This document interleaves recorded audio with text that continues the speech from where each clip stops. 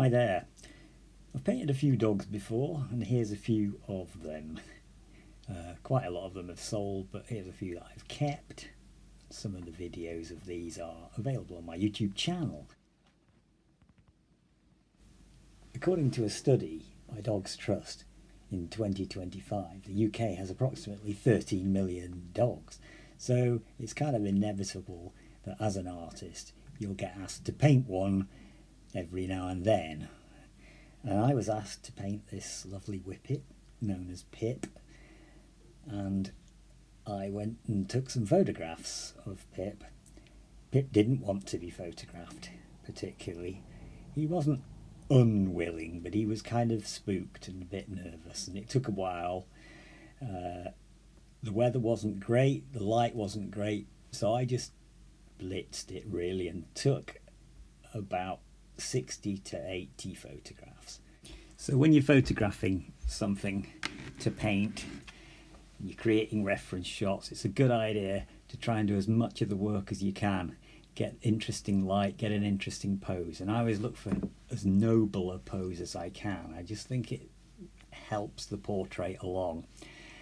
And I sifted through all the pictures that I took, and I did some drawings, and I showed the drawing a moment ago.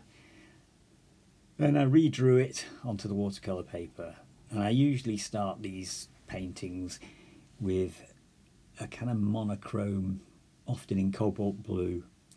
You can see there's the drawing again, just next to the worked cobalt blue underpainting.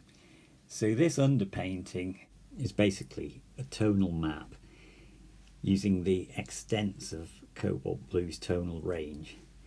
And if you can model the form just using that one colour, it's a good lead-in, it's a good preparation, and when you start painting over it in warmer colours, it begins to glow through, and it's quite a nice interplay of warm and cool. And I continue through the painting applying careful, delicate glazes. I don't try and paint every single hair on the dog or whatever I'm painting. I don't put every single detail, and this is quite a freely painted picture, even though it looks fairly detailed. The accuracy comes from careful drawing and mapping of tones. So I just build it up gradually, then use finer brushes, and in the end we'll add on a few details with watercolour pencils perhaps, or a really fine brush, and then I'll add a few colours in the background. And it's important to try and keep the paper around the subject clean, so you don't get splats or you don't rest your hand in any paint and make any unwanted marks. That would be a great shame, and it would be a bit of a disaster. You'd have to possibly do the whole thing again if you really made an unchangeable mess, but luckily I didn't. And here's the final piece ready for framing, and I just put a window mount around it as well, and it goes off to the client. So job done, and I hope you enjoyed the video. Very short one this time, but it just gives you a quick insight. I only did a time lapse of it.